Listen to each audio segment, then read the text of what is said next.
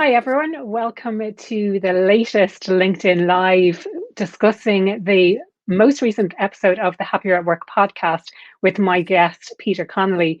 And so, Peter is an occupational therapist. Peter, would you like to tell people a little bit more about what you do? Sure. Well, I might even start with being an occupational therapist, because I guess some people might not even know what that means. But Absolutely, yeah. we're basically health professionals that support people to achieve their potential and look at improving performance in the areas of life that are most important. So we look at occupation as in the things that people want and need to do. So say, for example, in a work context, that's often looking at the hidden skills behind probably some of the sources of stress and underperformance that might be maybe not so quite well known in terms of what contributes to stress, particularly around, if we think about a lot of jobs now being very cognitive heavy, quite sedentary, and our ability to process information, use our attention, and be able to stay self-organized and kind of manage stress in a sustainable way. So a lot of my role is around supporting and working with professionals to manage stress and achieve performance in a way that's got a bit of longevity to it. Brilliant. And it's definitely something I wasn't really clear, I think, before we met each other. I wasn't really clear exactly what occupational health or what occupational therapy actually entails. So it's really Yeah. interesting to kind of get that context. So we are talking today about the latest episode of the Happier at Work podcast. And in it, myself and Peter were talking about things like mental well-being, which I think is a really important topic at the best of times, but especially now with this, this ongoing global pandemic. We've been in this for over a year now at this stage. And I think certainly in Ireland, when it first happened in March of 2020, the kind of thinking behind it then was we've got 2 weeks to flatten the curve and then things will kind of go back to normal. And here we are more than a year later, with most people still working remotely, most people still working at home, trying to carve out that space and the headspace as much as anything else. So really, really important topic. Peter, do you want to kind of touch on some of the different elements that we spoke about? I know in particular, we started out by talking about this concept of psychological flexibility, which is not something I had heard of before, but is a really, really interesting concept. Yeah. So I think psychological flexibility is probably the key skill set of the modern times from a mental health perspective. It comes from acceptance and commitment therapy, but essentially what it means is, our ability to be with what is happening. And if you think about the uncertainty and the anxieties of the modern times, to be able to be with that, to be able to feel it, to be able to remain present while still staying connected to what matters and what is available to you, in terms of contact with your values and commitment towards building a meaningful life. So if you think about what the opposite of that is, which is psychological inflexibility, it's where we're more rigid and stuck in our ways and we can't adapt. So it's more of an agile thinker. So when we think of resilience and when we think of being able to adapt to what's happening around us, psychological flexibility will become I suppose, probably a more commonly used term as being the skill set for resilience. Yeah, it's really interesting. And I suppose one thing that we didn't necessarily talk about on the podcast, but I'd love to get your thoughts, just since you brought it up now, is what drives us to be psychologically inflexible? What causes us to be a little bit more stuck in our ways and not to kind of deal with the issues at hand? Well, I think there's different reasons, like why people get, like, I think as adults we become a little bit more rigid as we get around, we become more automated in our thinking.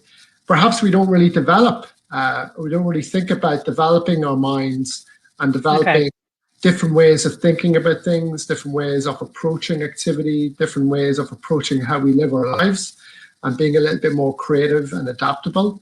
I think that's something that you have to kind of work against quite a bit as an adult. I think if you move around and have lots of different experiences, I think that might come with that. But I think we all get rigid. I'm not saying that I'm a bit rigid myself sometimes, but it's when we get stuck and when we lose contact with the present moment. and we get lost in either worries about the future, where we lose, a kind of perspective of, hang on a minute, what's happening right now?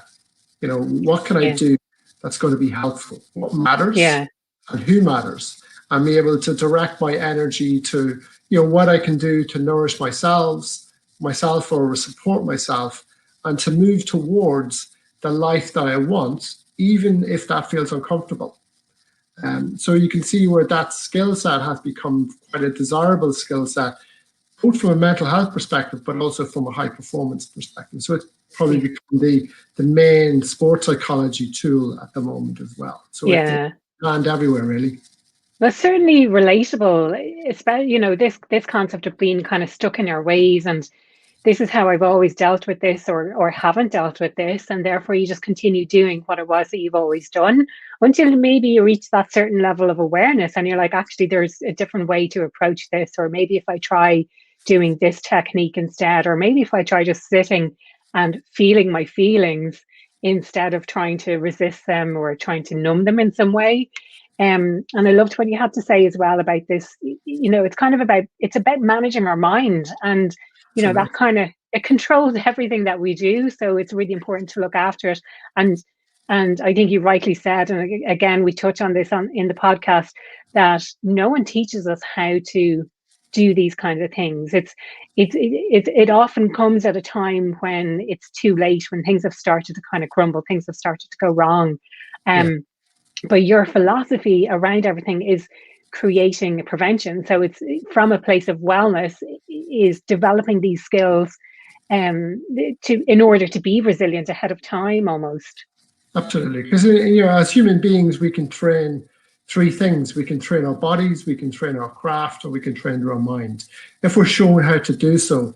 And I think there hasn't really been a kind of a real kind of interest in this area until, I suppose, maybe the last 5 to 10 years, where people are going a bit deeper into this, to be fair, and have been able to develop a framework, based on evidence-based skills, being able to break it down for people. I think core skills like mindfulness have really led the way in terms of understanding our attention, being able to understand our, awareness of our thoughts, being able to understand our emotions. These are all the kind of hallmarks of becoming more, psychologically more flexible. And, I suppose we have to kind of think about, how do we make it attractive to people to look after their minds, because it's about achieving their potential. How many of us can put our hands up and say, I am totally maxing it out. I'm fully reaching my potential. There's nothing that, I'm avoiding in any way. I'm feeling my feelings. I'm saying what I want to say. I'm authentic. I'm showing up in all these spaces. There's always something where we're either, not quite being honest with ourselves, or not moving towards it's quite human nature that we want to avoid unpleasant things and sometimes take the easy option. But we do have to be able to feel our feelings, because I guess at the hallmark of all of the main mental health conditions like depression, anxiety, we do have this experiential avoidance, where we don't want to experience the unpleasant, and cognitive fusion. They are the two things that show up across all of the mental health conditions. So any skill sets that are targeting cognitive fusion, or ability to experience our feelings, even if they're unpleasant, will be skills that will be helpful for better mental health. And that's what the research definitely supports. Really like that approach. And Peter, any thoughts to share specifically in relation to why people should listen to the podcast? So if there's anyone listening live, feel free to pop your questions or comments straight into the comment box there below. Or if you're watching on the replay, again, same thing, feel free to pop any questions or comments below. But any specific reason that people should tune in and watch the podcast, do you think? Well, I think it's practical, and I think there is some new stuff there. I think stuff that's maybe not so commonly talked about. I think we had an interesting conversation on the knowing doing gap, the kind of things that we all know, that people know lots of stuff. People are a lot more informed. Most of my clients are very educated. they've read a lot of good books. They're maybe listening to similar stuff that I'm listening, but maybe they're not implementing it. And it's kind of understanding that a little bit more deeper as well. We talk about prevention. I think there's going to have to be, to be fair, a growing interest and investment in the area of prevention, because we can't really treat our way out of a mental health crisis because it's just too taxing, too slow to respond. So we need to find different creative ways, and I guess that's going to involve a lot of stakeholders. So I think for people who are interested in that, if they're looking for creative ideas, I think we do kind of look at some stuff in the podcast. I talk a little bit about my own kind of background and my own journey from working in treatment and recovery to now working more in this prevention-based space, and the journey that I've taken to develop what we call a Fit Mind program. So yeah, I think there's lots of interesting content, I think, and we definitely welcome some engagement, any questions and follow up. We'd be happy to answer your questions.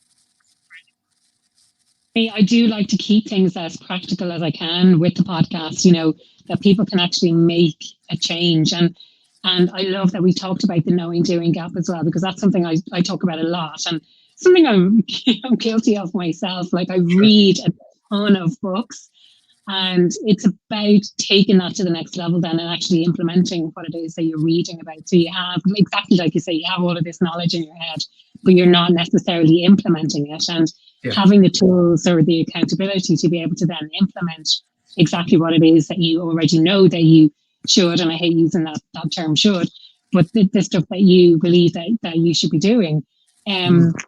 So yeah, I mean, like we covered a lot of ground there for sure. And yeah, going back to this idea of being really practical, definitely would love to get people's thoughts around that. The link to the full podcast is below in the comments. So if you haven't listened to it yet, feel free to click on the link and you can listen directly to the podcast from the Happier at Work website.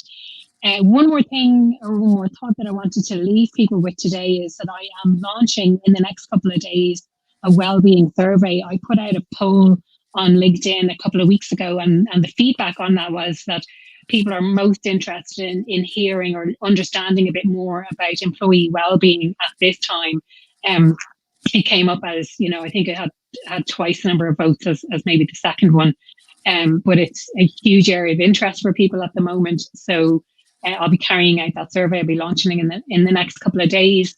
I will be probably leaving it open for 2 or 3 weeks to get the maximum number of responses, and I'll be sharing the results from that publicly as well. So I will make those publicly available. I'll be sharing highlights on LinkedIn, so you'll see all of those as they come through as well. So keep an eye out for that is basically what I'm trying to say. But thank you so much for your time today, Peter, on the LinkedIn Live. And thank you so much again for your time on the Happier at Work podcast. I see we just had a quick comment there from Mary Claire Bayard. Thanks, Mary Claire, for tuning in to us live.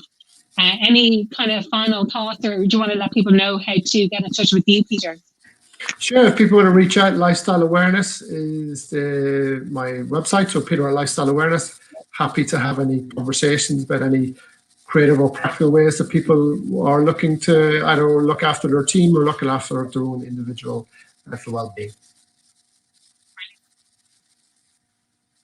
On the replay, just let us know and add your questions and comments in the comment box. Thank you so much.